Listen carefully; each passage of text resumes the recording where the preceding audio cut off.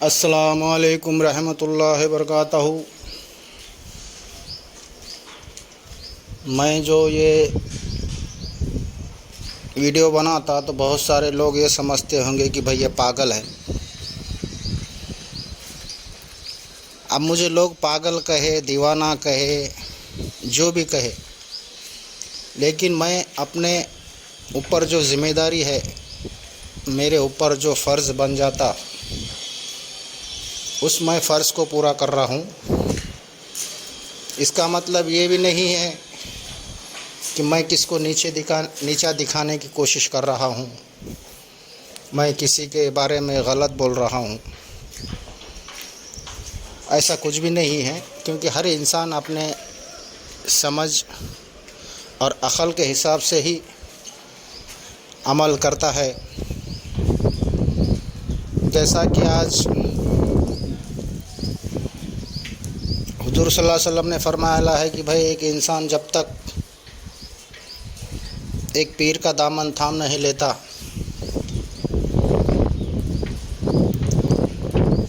وہ شیطان ہے یا اس کا دل مردار ہے۔ اگر اس نے کسی سے بیعت نہیں لی تو ایک شیطان کی موت مرا۔ جب ان باتوں پر غور کیا جائے تو ایک عام لوگوں کے لیے شریعت کافی ہے۔ نماز، روزہ، حج، زکوٰۃ، جو بھی شریعت کے ارکان ہیں اس کو پورا کرنا ضروری ہے۔ لیکن اگر ایک انسان کو شریعت سے زیادہ اگر کچھ چاہیے، جیسا کہ حضور صلی اللہ علیہ وسلم کے بعد جب حضرت عمر فاروق رضی اللہ تعالیٰ عنہ میدان میں آ کے انہوں نے اعلان کرے کہ بھائی حضور صلی اللہ علیہ وسلم سے مجھ کو دو طرح کا علم ملا۔ ایک علم وہ ہے جو اگر میں بتا دوں تو تم میری تعریف کریں گے، اور ایک علم ایسا ہے اگر اس علم کو اگر میں ظاہر کر دوں تم ہی لوگ میرے گردن کو تلوار سے اڑا دو گے۔ تو یہاں ایک بہت غور و فکر کرنے والی بات یہ ہے کہ بھائی حضور صلی اللہ علیہ وسلم نے شریعت کا جو ہم کو علم بتائے، شریعت پر چل کر بتائے، نماز کیسی پڑھنی ہے، روزہ کیسا رکھنا ہے، حج کا ہر چیز کا عمل انہوں نے کر کے بتائے، اور ہر انسان پر، ہر عام انسان پر اس پر عمل کرنا بہت ہی زیادہ ضروری ہے۔ جب تک تم شریعت پہ پورا عمل نہیں کرو گے تو آگے کی منزل طے کرنا ناممکن ہے۔ جیسا کہ علم حاصل کرنے کے لیے کچھ سیڑھیاں ہیں،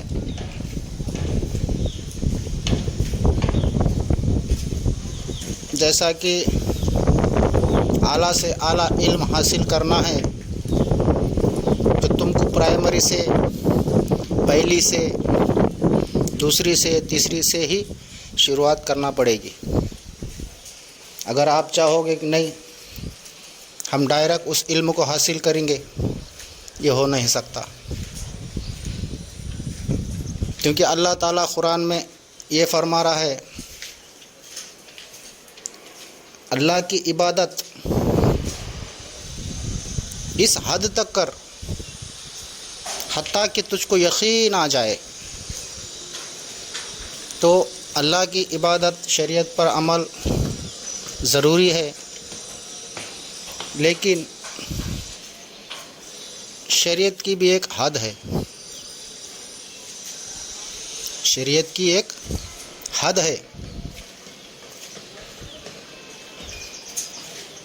अगर तुमको हकीकत को, तौहीद को, सच्चाई को अगर पाना है तो शरीयत के हद को पार करना पड़ेगा। अब ये आला लोगों की बात है,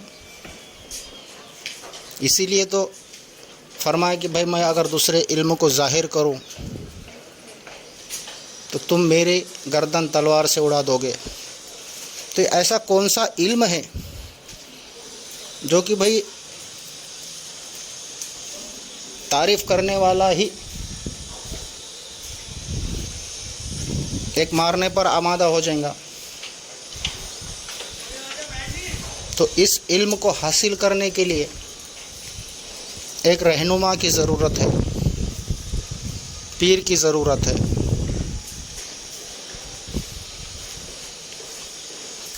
जिस इंसान को शरीयत से ज़्यादा कुछ हासिल करने का है तो उसको एक पीर की ज़रूरत है। लेकिन आजकल इस दुनिया में पीरी मुरीदी आम हो चुकी है।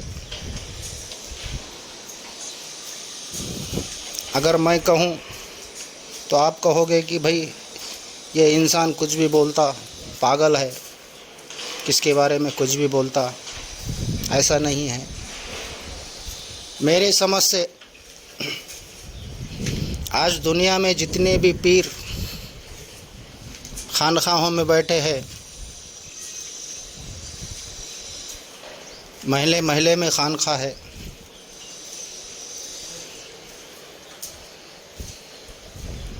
लेकिन इन सब पीरों में बहुत मुश्किल से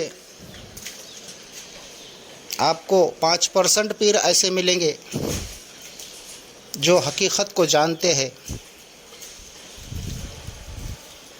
बाकी तो सब क्या है, ढोल बजाओ, समा करो, नाचो। उनके खानखाओं में वही अमल किया जाता है जो कि शरीयत में है। नमाज पढ़ो, रोज़े रखो, ज़िक्र करो, जन्नत मिलेंगी। कोई कोई पीर तो ये कहते हैं कि जन्नत में मैं तेरे साथ रहूँगा। ये सब गलत बात है।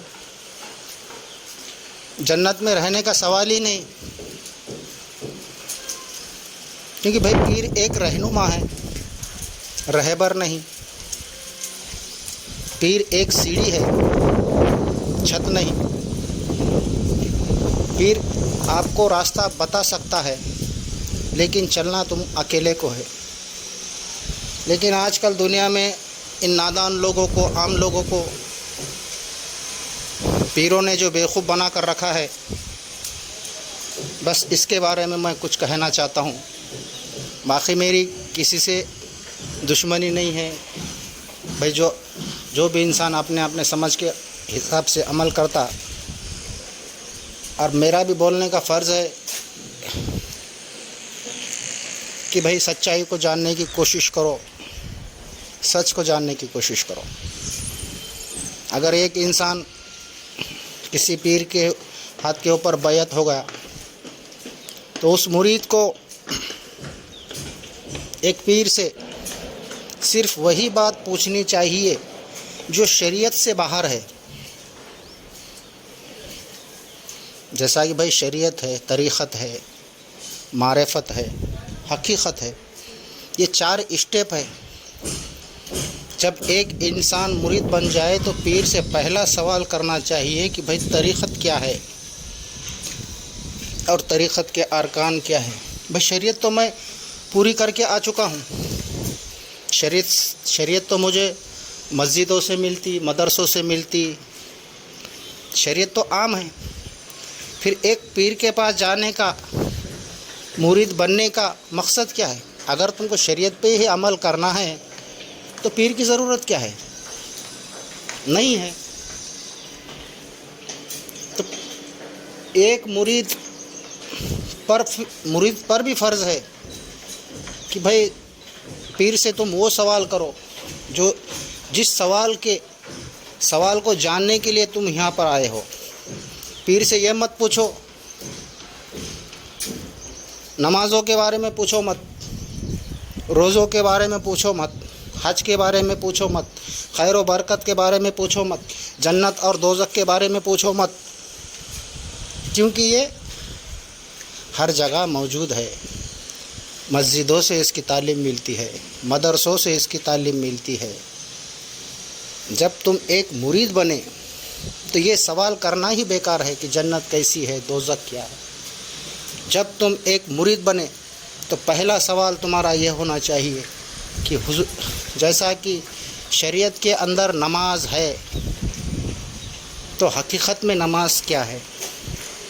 شریعت کے اندر جو روزہ ہے تو حقیقت میں روزہ کیا ہے؟ شریعت کے اندر جنت اور دوزخ ہے تو حقیقت میں جنت اور دوزخ کیا ہے؟ شریعت کے اندر زکوٰۃ ہے تو حقیقت میں زکوٰۃ کیا ہے؟ شریعت کے اندر قیامت کی تفسیر بیان کی ہوئی ہے تو بھئی حقیقت میں قیامت سے کیا مراد ہے؟ شریعت کے اندر جبرائیل علیہ السلام قرآن کو لے کے آتے تھے تو حقیقت میں جبرائیل علیہ السلام سے مراد کیا ہے؟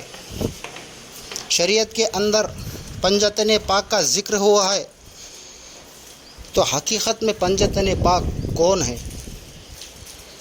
تو ان سب کی تفسیر، مکمل تفسیر ایک پیر کو بتانا اس کے اوپر فرض ہے۔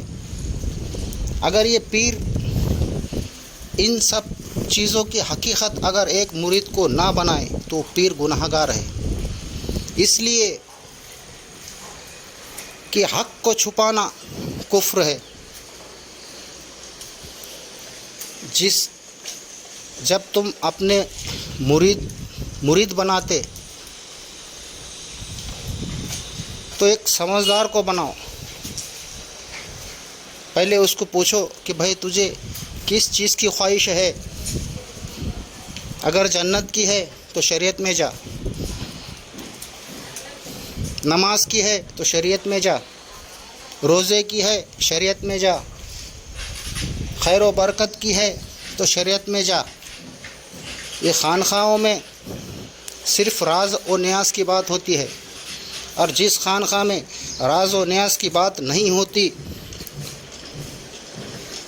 وہ خانقاہ نہیں ہے، ایک دکانداری ہے جو دھرم کے نام پر چلائی جا رہی ہے۔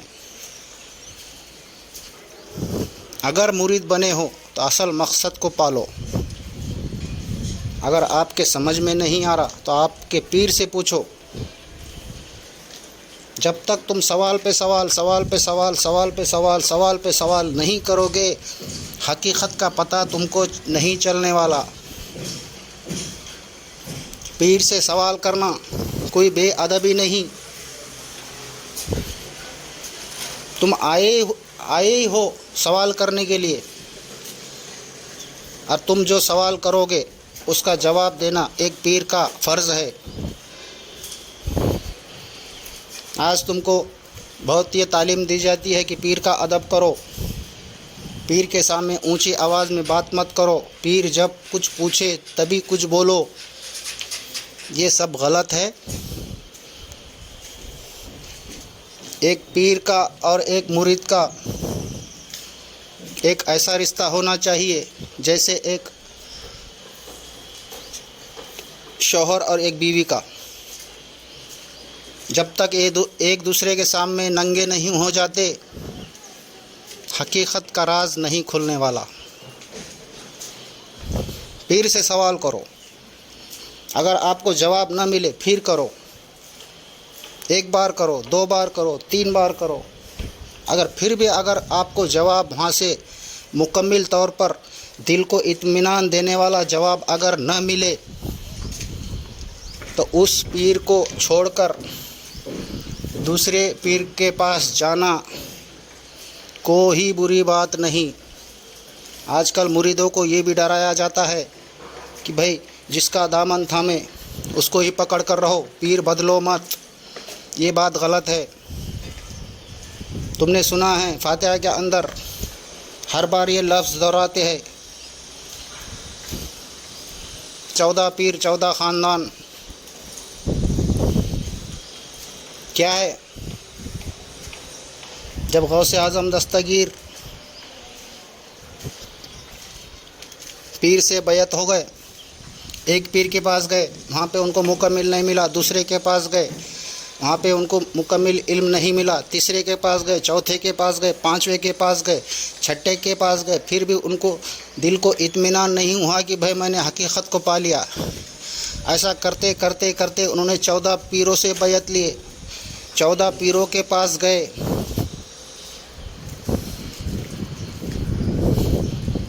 جب آخری میں ان کا دل مطمئن ہو گیا کہ بھائی ہاں حقیقت کا پتہ مجھ کو چل گیا، اسی لیے فرماتے ہیں غوث اعظم دستگیر پیروں کے پیر ہے۔ جب یہ 14 پیروں سے انہوں نے بیعت لی تھی تو انہی 14 پیروں نے پھر غوث اعظم دستگیر کے ہاتھ میں بیعت لیے۔ بہت بڑے بڑے زور سے نعرے تو بہت لگاتے ہو، پیروں کے پیر غوث اعظم دستگیر۔ بھئی اس کا مطلب کیا ہے؟ پہلے اس کو بھی جانو۔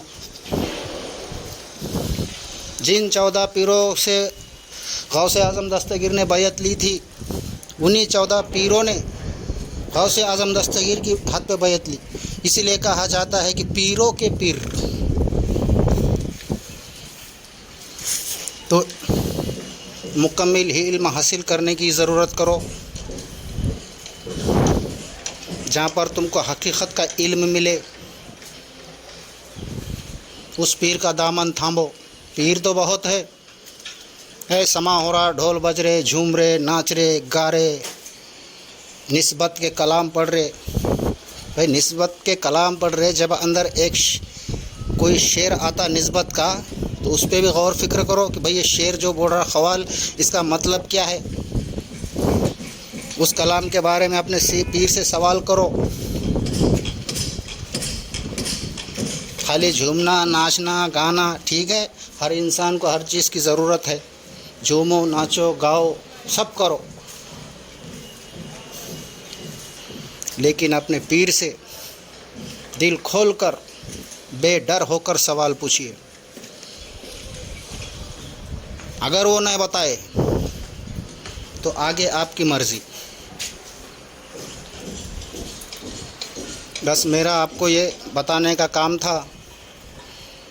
اب تم مجھے پاگل سمجھو یا یہ سمجھو کہ بھائی میں کسی پہ جلتا ہوں، میں کسی کے خلاف ہوں، وہ آپ کی سمجھ ہے، لیکن میرا ایک کام اتنا ہی ہے کہ بھائی عام انسان کو جس طرح آج لوگ پاگل سمجھ کر ان کا استعمال کر رہے ہیں، ان کو آگاہ کرو۔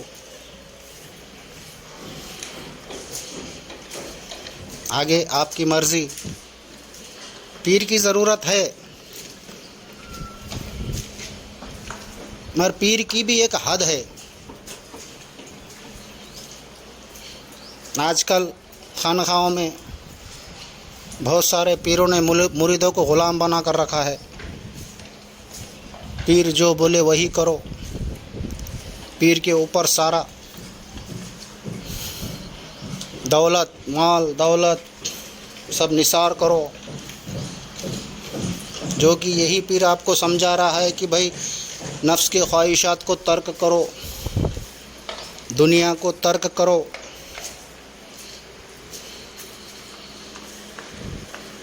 دولت کی خواہش مت رکھو۔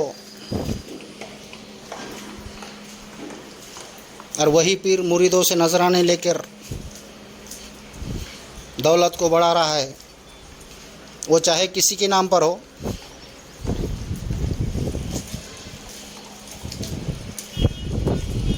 تو ایک مرید کا فرض ہے کہ اپنے پیر سے سوال کرے اور حقیقت کو پانے کی کوشش کرے۔ آگے آپ کی مرضی۔ السلام